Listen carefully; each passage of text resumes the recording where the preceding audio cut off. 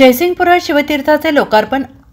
अल्पकालातच वादग्रस्त भिंती, पायऱ्यांमधून भ्रष्टाचाराचे पाझर।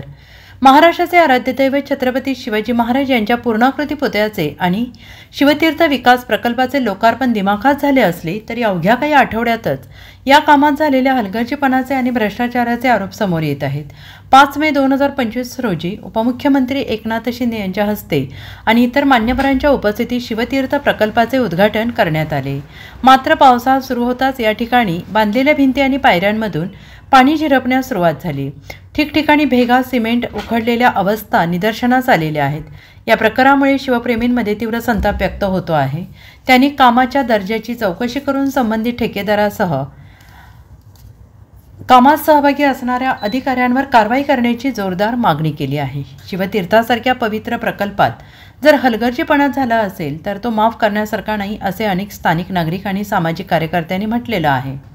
या प्रकरणाची चौकशी होणार का, दोषींवर कारवाई होईल का, हे पाहणे आता महत्त्वाचे ठरणार आहे। जो जयशिंग आहे, जयसिंगपूर शहरामध्ये 8-10 महिन्यापूर्वी छत्रपती शिवाजी महाराजांचा पुतळ्याचं जे शिवस्मारक तयार झालेलं आहे, त्या शिवस्मारकामध्ये मोठ्या प्रमाणामध्ये भ्रष्टाचार झालेला असं दिसून येतं आहे। याचं कारण असं की 4-5 महिन्यापूर्वीसुद्धा झालेल्या बांधकामामध्ये जे रंगरंगोटी झालेलं आहे, त्याचे पापुद्रा वगैरे संपूर्ण उडून गेलेलं आहे। त्याचीसुद्धा रितसर जयसिंगपूरच्या नागरिकांनी तक्रार केली होती।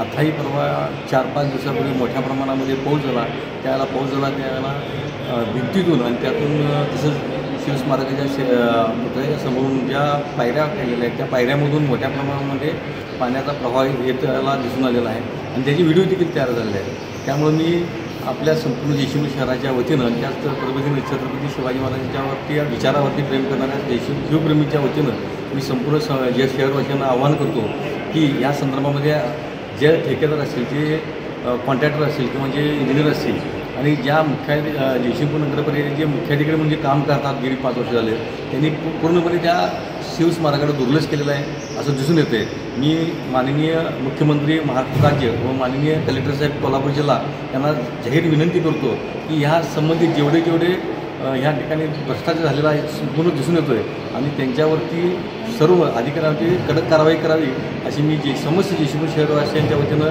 जाहीर आवाहन करतो। जय जिजाऊ, जय Shivrai. Bureau report, SBN Marathi, Jaisingh.